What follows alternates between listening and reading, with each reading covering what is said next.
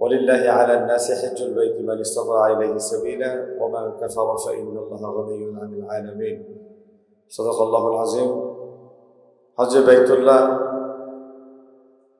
Tours and travels কর্তৃক আয়োজিত আজকের এই হুজ্জাজে কেরামদের সম্মানে ভোজ অনুষ্ঠান পুনর্মিলনী ও দোয়া মাহফিলের শ্রদ্ধাভাজন বরণ্য সভাপতি professor doctor Giasuddin Talukdar sir, যার ভিন্ন আঙ্গিকে পরিচয় দেওয়ার কোনো প্রয়োজন আছে বলে আমরা মনে করি না। স্যারকে চেয়ারম্যান হিসেবে পেয়ে আমরা দীর্ঘ ৪২ দিন একসাথে সৌদি আরবের মক্কাতুল মুকাররম এবং মদিনাতুত তৈয়্যিবায় থাকার আল্লাহ তাআলার ঘর এবং রাসূল আকরাম সাল্লাল্লাহু আলাইহি ওয়াসাল্লামের সেই পবিত্র পুণ্যভূমিতে সময় কাটাবার সুযোগ পেয়েছি। বাংলাদেশ নয়, শুধু আন্তর্জাতিক পরিমণ্ডলে সমাদৃত একজন স্কলার, বিশেষ করে ৫ই অগাস্টের পরে সে রমনা বটমূল থেকে শুরু করে টিএসসি ৭৬, চট্টগ্রাম বিশ্ববিদ্যালয়, চট্টগ্রামের সেই শিরিষতলায়, বাংলাদেশে যেখানে কোনো সময় কোরআনুল কারীমের কোনো কথা উচ্চারিত হয়নি সেই সকল জায়গায় বাছাইকৃত স্কলারদের নিয়ে যে সিরাত প্রোগ্রাম হয়েছে তার অন্যতম অতিথি ছিলেন আমাদের এই হজ্জে বাইতুল্লাহ সম্মানিত স্বত্বাধিকারী chairman professor doctor Giasuddin Talukdar sir. এই মহান ব্যক্তিত্বকে হাইলাইট করার আজকে প্রোগ্রাম নয়, শুধু এইটুকুই বলতে চাই, রব্বে কারীম এই বিশাল ফিগার বাংলাদেশে ইসলামী ব্যাংকিংয়ের এই যে খুঁটিনাটি বিষয় মানুষ ভুল করত, ভুলের উপর প্রতিষ্ঠিত ছিল, এই জাতীয় বিষয়গুলো নিয়ে তিনি গবেষণা করে পর্যবেক্ষণ করে ইসলামী ব্যাংকিংকে নতুন ধারায় প্রমোট করার জন্য যে কয়েকজন গুটি কয়েক ব্যক্তি নিরলসভাবে কাজ করে যাচ্ছেন তার অন্যতম professor doctor Giasuddin Talukdar sir, যার জন্যে তিনি সেন্ট্রাল ইসলামী ব্যাংক শরিয়া বোর্ডের চেয়ারম্যানের এই গুরু দায়িত্বটা কয়েকবার করে তিনি পালন করার সুযোগ পেয়েছেন। কোরআনুল কারীমের একটি আয়াত আপনাদের সামনে তেলাওয়াত করেছি। আল্লাহ তাআলা পৃথিবীতে প্রথম ঘর হিসেবে নির্মাণ করেছে খানে কাবা বাইতুল্লাহ, তারপরে মসজিদ আকসা। এইভাবে করে নবী করিম সাল্লাল্লাহু আলাইহি ওয়াসাল্লাম হাদিসে আল্লাহর ঘরের বর্ণনা, মসজিদ আকসার বর্ণনা এবং মসজিদে নববীর ইতিহাস, সর্বোপরি নবী করিম সাল্লাল্লাহু আলাইহি ওয়াসাল্লাম মক্কা থেকে মদিনায় হিজরত করার পরে যে কাজটা সর্বপ্রথম তিনি করেছিলেন সেটি ছিল একটি মসজিদ বিনির্মাণ। মসজিদ বিনির্মাণে তিনি মনোনিবেশ করার একটিমাত্র কারণ ছিল, জমিন যার, জীবন যার, বিধান চলবে তার। এই আল্লাহর বিধান জমিনে কায়েম হওয়ার পরে মানুষ সর্বপ্রথম যে কাজটা করে সেটা তার মস্তকটা জমিনে ঠেকিয়ে আল্লাহ তাআলার গোলামীকে মেনে নিয়ে তার বড়ত্বকে স্বীকার করে নেয়। আল্লাহ তাআলা যখন বান্দাকে সিজদায় দেখতে পায় তিনি অত্যন্ত আনন্দিত হন এবং ঘোষণা করেন, ওয়াসজুদ ওয়াকতারিব, বান্দা তুমি সিজদা দাও, আরো কাছে চলে আসো। এই সৃষ্টির গোটা রহস্য যদি আমরা গবেষণা করি, একটা কথাই এখান থেকে বের হয়ে আসে, ইকরা ওয়া রাব্বুকাল আকরাম, পড়ুন সে রবের নামে যিনি অতিশয় সম্মানিত। এই সম্মানিত রব ওয়া আল্লামাকা মা লাম তাকুন তা'লাম, যা মানুষ জানত না তা তিনি শিক্ষা দিলেন। এবং স্বভাবজাতভাবে মানুষকে সৃষ্টির পরে তিনি বললেন, ওমা খালাকতুল জিন্না ওয়াল ইনসা ইল্লা লিয়াবুদুন, দাসত্ব করাই হচ্ছে তোমাদের কাজ। আর দাসত্বের কেন্দ্রবিন্দু হচ্ছে খানে কাবা এবং মদিনাতুত তৈয়্যিবা। আমরা বছরের পর বছর, জনমের পর জনম আমাদের সেই গ্রামের ছোট্ট মসজিদখানায় মসজিদের মিনার থেকে ভেসে আসা মুয়াজ্জিনের কণ্ঠে হাইয়া আলাস সালাহ হাইয়া আলাল ফালাহ জবাব দিতে গিয়ে জামাতের কাতারে গিয়ে শামিল হয়ে যেতাম। পশ্চিম দিকে ফিরে আমরা আল্লাহর ঘরকে কেবলা মেনেই নামাজ আদায় করতাম, বা এখনো নামাজ আদায় করছি।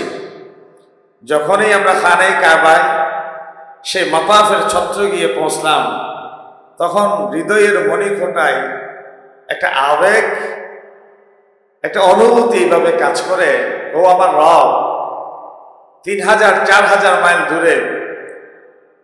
পৃথিবীর মানুষ যদি ছোট ছোট ব্রাঞ্চ অফিসে চাকরি করে, জীবনে কোনো না কোনো সময় তারা হেড অফিসে বসে ডাকে, সাড়া দিয়ে তারা সেন্ট্রাল বডির সাথে মিলিত হওয়ার সুযোগ পায়। আমি কত বছর কত জনম আমার গ্রামে সেই ছোট্ট মসজিদটার সিজদা দিয়েছি, তোমার গোলামিতে মস্তক ঠেকিয়েছি। আজকে রব যে খানে কাবার দিকে ফিরে নামাজ আদায় করতাম, এই সে খানে কাবাকে ধরার সুযোগ পেয়েছি, খানে কাবাকে সচক্ষ দেখে সিজদা দেওয়ার সুযোগ পেয়েছি। তখন মানুষ আর স্বাভাবিক থাকতে পারে না। রাসূলুল্লাহ ঘোষণা করে দেন, এই খানে কাবাকে দেখে যদি কোনো দোয়া না পড়ে, কোনো ইবাদত না করে, শুধু দেখেও থাকে, আল্লাহ রাব্বুল আলামিন এই প্রত্যক্ষকারী বান্দার আমলনামায় অনবরত সওয়াব তিনি লিখে যেতে থাকেন। সুবহানাল্লাহ, কি মহা বিস্ময়কর এক ব্যাপার। ফিহি আয়াতুম বাইয়িনাতুম মাকাম ইব্রাহিম। ইব্রাহিম আলাইহিস সালাম তিনি একজন নবী ছিলেন, যাকে বলা হচ্ছে খলিলুল্লাহ। তিনি এমন কি কাজ করলেন, তিনি পাগলামি করেছেন, তার স্ত্রী ছুটাছুটি করেছেন, তার ছোট্ট আদরের দুলাল ইসমাইল আলাইহিস সালামের পায়ের ধুলার বারাকায় এই যে জমজম পেলাম। বিবি হাজার আলাইহিস সালাম তিনি যে কাজগুলা করেছেন, আল্লাহ রাব্বুল আলামিনের কাছে এতটাই ভালো লেগেছে, এতটাই পছন্দনীয় হয়েছে, যেই পাথরের উপর দাঁড়িয়ে তিনি খানে কাবা বিনির্মাণ করলেন, সেটাকে আল্লাহ বাইয়িনাতের অন্তর্ভুক্ত করে দিলেন। সাফা মারওয়া সাই করার যে দৌড়াদৌড়ি করেছিলেন, সেটা হুজ্জাজে কেরামদের জন্য ওয়াজিব করে দিলেন, যে জমজম থামো থামো, এই পানিকে কিয়ামত পর্যন্ত সমগ্র মানব দানবের জন্য শেফা নয়, শুধু তৃষ্ণা নিবারণের পাশাপাশি ক্ষুধা নিবারণের উপাদান করে দিলেন। কি আজীব এক ব্যাপার। ফিহি আয়াতুম বাইয়িনাতুম মাকাম ইব্রাহিম। শুধু কি তাই, মান দাখালাহু কানা আমিনা, এর আঙ্গিনায় যে প্রবেশ করবে, নিরাপত্তার চাদরে রব্বে কারীম তাকে আবৃত করে নেবে।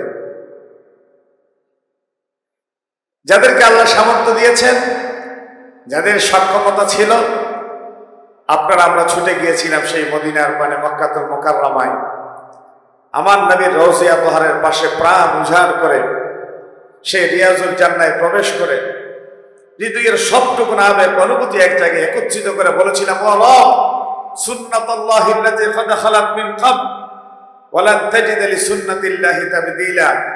আল্লাহ, তোমার একটা সুন্নাহ হচ্ছে, তুমি কোনো সময় তোমার সুন্নাহকে পরিবর্তন করো না। তোমার নির্দেশ কোরআনুল কারীমের যত জায়গায় জান্নাতের ঘোষণা তুমি দিয়েছো, আমরা প্রত্যেকটা আয়াতের ভেতরে এই কথা শুনেছি, জেনেছি। জান্নাতীরা কখনো জান্নাত থেকে বের হবে না, জান্নাতীরা কখনো জীর্ণ শীর্ণ বদনে থাকবে না, জান্নাতীরা কখনো যৌবন ফুরাবে না, জান্নাতের নিয়ামত কখনো শেষ হবে না। আল্লাহ, ওয়ালাকুম ফিহা মা তাশতাহি আনফুসুকুম ওয়ালাকুম ফিহা মা তাদউন, এই ঘোষণা যদি তোমার হয়ে থাকে, আর তোমার হাবিবের ভাষ্যমত যদি রিয়াজুল জান্নাত জান্নাতের টুকরা হয়ে থাকে, তাহলে আজকে তোমার এই নগণ্য বান্দা জান্নাতে প্রবেশের একবার সুযোগ পেলাম। ও রব, তুমি তো তোমার সুন্নাহ পরিবর্তন করো না। আমরা যারা সেই পরম সৌভাগ্যবান বান্দাদের ভেতরে অন্তর্ভুক্ত, রিয়াজুল জান্নায় একবার যেহেতু প্রবেশের সুযোগ পেয়েছি, প্রকারান্তরে আমরা জান্নাতে প্রবেশের সুযোগ পেয়েছি।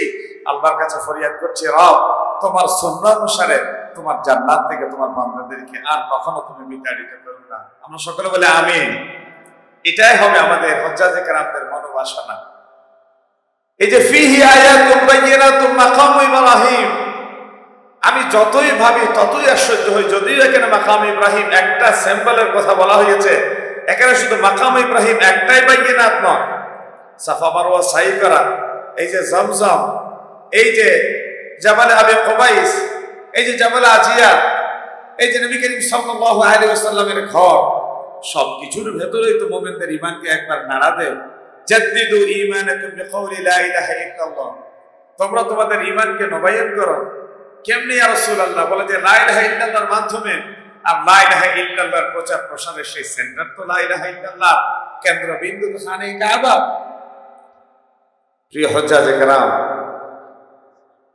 আবেগের একটা জায়গা থেকে বলতে হয়, ইব্রাহিম আলাইহিস সালামের খানে কাবা বিনির্মাণ, খানে কাবা বিনির্মাণের জন্য দাঁড়ানো এই পাথর তার স্ত্রী মা হাজেরা আলাইহিস সালামের দৌড়াদৌড়ির এই কাজ আল্লাহ তাআলার কাছে এতটাই পছন্দনীয় হয়ে কিয়ামত পর্যন্ত সমস্ত হজ্জাজে কেরামদের জন্য যদি ফরজ ওয়াজিব আমলে পরিণত করে দিতে পারেন, তাহলে আব্বাজান আদম আলাইহিস সালামের পর ইব্রাহিম আলাইহিস সালামের সেই কাজ এবং মা হাজেরা আলাইহিস সালামের সেই কাজ হজ্জাজে কেরামদের জন্য যদি ফরজ ওয়াজিব করে দেন, তাহলে হজ্জাজে কেরামরা যে কাজটা করবেন আল্লাহ তাআলা তার বিনিময় কিভাবে আমাদেরকে দিবেন সেটা তো আমাদের বিবেকে ধরে না, বুঝে আসে না।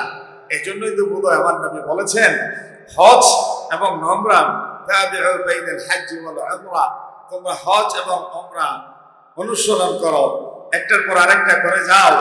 কেননা লোহা থেকে জং যেমনে কোনো উপকরণের মাধ্যমে ঝরে যায়, ঠিক বান্দার আমল নামার ভেতরে যত সব গুণের উপকরণ থাকে এই হজ এবং উমরার মাধ্যমে ঝরে যায়। এবং এই হজ এবং উমরার বিনিময় হচ্ছে একমাত্র পৃথিবীর কোনো বস্তু দিয়ে নয়, পৃথিবীর কোনো অ্যাওয়ার্ড দিয়ে নয়, পুরস্কারের মাধ্যমে নয়, একমাত্র আল্লাহর জান্নাত দিয়ে এই হজ্জাজে কেরামদের জন্য আল্লাহর পক্ষ থেকে পুরস্কার। সুবহানাল্লাহ। ইব্রাহিম আলাইহিস সালাম যে নিয়ামত পেয়েছেন, মা হাজের যে নিয়ামত পেয়েছেন, হজ্জাজে কেরামদেরকে সেই নিয়ামত থেকে আল্লাহ তাআলা নির্ভর করেন নাই। আসুন হজ্জে বাইতুল্লাহর মাধ্যমে দক্ষ একদল মুআল্লিমকে সাথে পেয়ে আমরা যে সুনিপুণভাবে আল্লাহর ঘর তাওয়াফ করা, আমার নবী রওজা আতহার জিয়ারত করার যে অপূর্ব সুযোগ এবং নিয়ামতে আমরা ধন্য হয়েছিলাম, যদি কখনো আবার সুযোগ হয় আমরা আল্লাহর ঘরের পানে ছুটে যাই এবং আমাদের রিলেটিভস আত্মীয় স্বজন বন্ধুজন যারাই আল্লাহর ঘরে যেতে চায়, আমরা তাদেরকে অন্তত এইটুকু ইনশিওর করি যে হজে গিয়ে অনেকে খানে কাবা ইমামের পেছনে নানা ট্যাগ লাগিয়ে নামাজ আদায় করে না, আল্লাহর ঘর খানে কাবাকে নানা ফন্দি ফিকির করে তারা একটু দূরে ঠেলে দেয়, তারা এই মসলকের, তারা এই মাযহাবের। আমরা আপনাদেরকে বিনয়ের সাথে আপনার করতে চাই, professor doctor Giasuddin Talukdar sir 521 জন হজ্জাজে কেরামদের মান বিবেচনা করে এক একজন এক এক চিন্তার, এক একজন এক এক দর্শনের, এক একজন এক এক ভাবনার, এই কথা চিন্তা করে কোনো মত পার্থক্য সৃষ্টি হয়, ইখতিলাফ হয়, ভিন্নতা তৈরি হয়, এমন কোনো কাজে স্যার হাত দেন না সচরাচর। আর মুআল্লিমদেরকেও তিনি শক্তভাবে নিষেধ করেন এই ধরনের কোনো কন্ট্রোভার্সিতে যেন আমরা না যাই। আমরা চাই দক্ষ, যোগ্য, অভিজ্ঞ, প্রাজ্ঞ আলেমদের মাধ্যমে যদি আল্লাহর ঘরে গিয়ে হজ করার সুযোগ পাই, আশা করি আমাদের ফরজ ওয়াজিব যথাযথ আদায় হবে, যার বিনিময়ে আল্লাহর জান্নাত আমরা নিশ্চিত করতে পারি।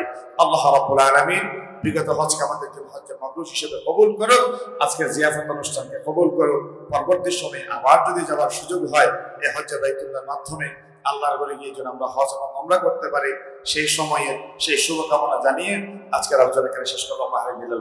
আসসালামু আলাইকুম ওয়া রাহমাতুল্লাহি ওয়া বারাকাতুহু। IUB media.